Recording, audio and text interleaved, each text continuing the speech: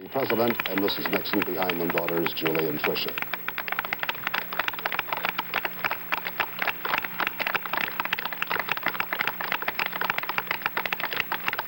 President waves to members of the White House staff.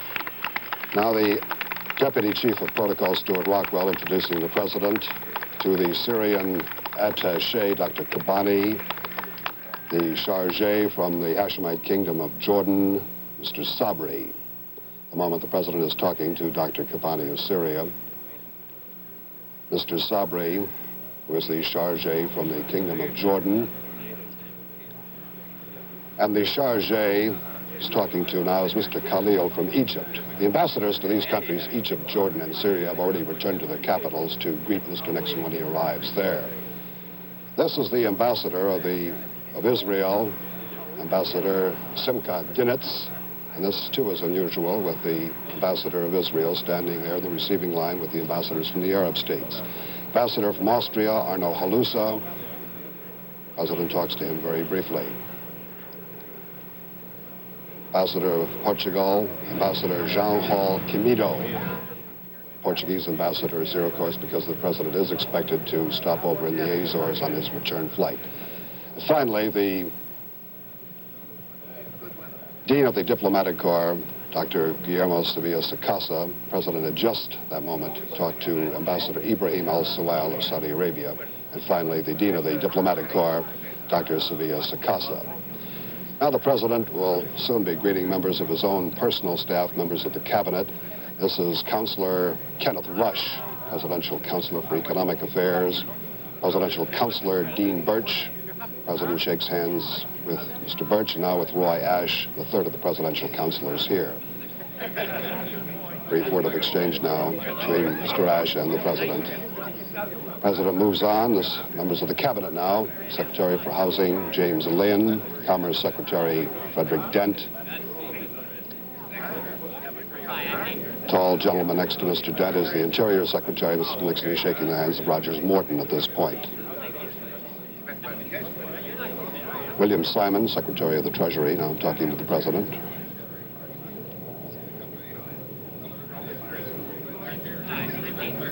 Finally, the President shakes hands with the Vice President, Gerald Ford. In the background, you see Marine One, the military helicopter which will carry the President, First Lady, and members of the presidential party to the departure point at Andrews Air Force Base, where they will board Air Force One for the flight to Salzburg, Austria. The President will have brief remarks here. As we mentioned earlier, members of the White House staff, the President is now greeting them. Members of the press who are on hand to see the President's departure. Now the President of the United States.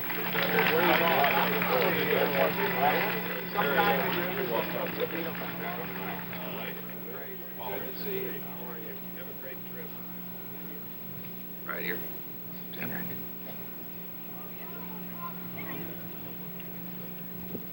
Well, Mr. Vice President, members of the Diplomatic Corps, members of the Cabinet, and all of our friends who have been so gracious to come here to see us off on what we hope and believe will be another journey for peace. It seems just a little while ago that we saw many of you when we left in 1972, first on a trip to the People's Republic of China, early in that year, and later on a trip to the Soviet Union. Both of those journeys were ones that had a profound impact not only on the relations between the nations involved, but also on building a structure of peace for the whole world. This trip will take us to a part of the world that has known nothing but war over the past 30 to 40 years. And as we go to 5 countries, 4 of which have never been visited by an American president before, we realize that one trip is not going to solve differences that are very deep, that go back in some cases many years and in some cases centuries. But we also realize that a beginning has to be made. As a great philosopher once said, the beginning is often the most important part of the work. And the beginning has been made toward a different relation and a better relation between the nations in that area. We have been proud to play a part in that beginning. the disengagement between Israel and Egypt, and later between Israel and Syria, and the part that the Secretary of State Kissinger and others from the United States played is one that we can be proud of. But now, as I go there, it will provide an opportunity to reaffirm support for the initiatives that have been undertaken, to explore ways that we can have new and better relations between the United States and each nation in the area, and also to explore ways in which those nations in the area may have better relations with each other and build toward the permanent and lasting and just and equitable peace that all of them we know want, and certainly that we want. And as we go, above everything else, we will bring to all the people that we will see, most of whom we will not have the chance to meet personally, but we will bring them, we know, from the hearts of all Americans, whatever their partisan affiliation, the best wishes, the hopes for peace and for friendship, not only between our countries and theirs, but among all countries in that area. And with that kind of backing, with that kind of message from the people of the United States, we believe this trip, like the other journeys we have taken, will contribute to that lasting peace to which we as Americans are so deeply dedicated. Thank you.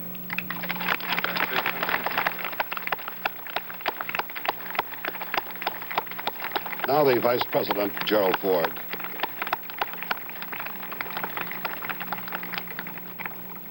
Mr. President, on behalf of everybody here this morning in this beautiful day in the nation's capital, let me express our appreciation for the great job you've done. And on behalf of 211 million Americans who I think join us in wishing you and Mrs. Nixon well, we'll look forward to the successes which will, I think, materialize, building on what's been done in the past as we broaden the effort and broaden the accomplishments for peace. We wish you well. Our prayers will be with you every day you're gone, and we look forward to a wonderful and successful trip. And let us all say, on behalf of all Americans, God bless you. Vice President Gerald Ford bidding farewell to the President with those words, wishing him the best of luck. The President and Mrs. Nixon will be accompanied by the Secretary of State, Henry Kissinger. They've said their final farewells now to their daughters, Julie Eisenhower and Tricia Cox, who are accompanied by their husbands, David Eisenhower and Edward Cox. In the background, the Jefferson Memorial, as the military guard of honor snaps to attention. The whine of the Marine helicopter heard in the distance as it revs up to begin this brief flight now to Andrews Air Force Base, where the official party will embark aboard Air Force One for the 8.5-hour flight to Salzburg, Austria. There are about 8 or 9 members aboard the official party: the President, the First Lady, the Secretary of State, various members of the President's personal staff, and members of the State Department responsible for European and Mideast affairs. You see the President now with a final wave to the assembled group, White House staff members and the press. Soon the door will be closed as the rest of the party embarks aboard Marine One. Jefferson Memorial in the background as President's daughters, sons-in-law move away from the helicopter. Military Guard of Honor representing all the services as the door closes. Soon the engines will be revved up full. The rotor blades will start whirling. It'll be about a 5 or 6 minute flight to Andrews Air Force Base, which is about 20 miles outside of Washington, D.C. Military Guard of Honor goes away from the helicopter now.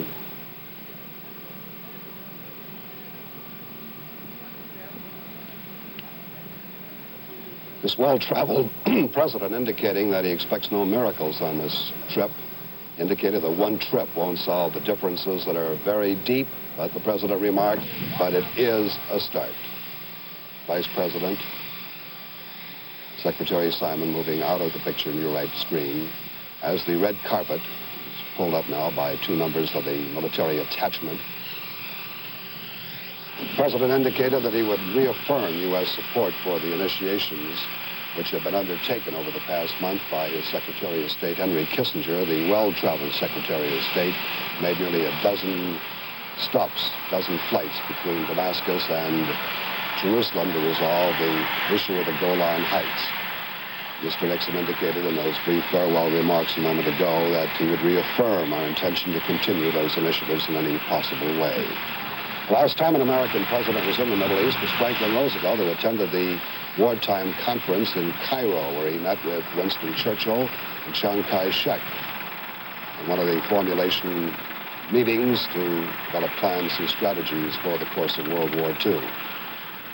See the Washington Monument, left part of the screen now. This is the south lawn of the White House. A short flight. This is where it will begin. 6 countries over the next 10 days. A flight which will cover 15,000 miles. Marine One starts to lift off any altitude for its short flight to Andrews Air Force Base. And now back to the Today Show in New York.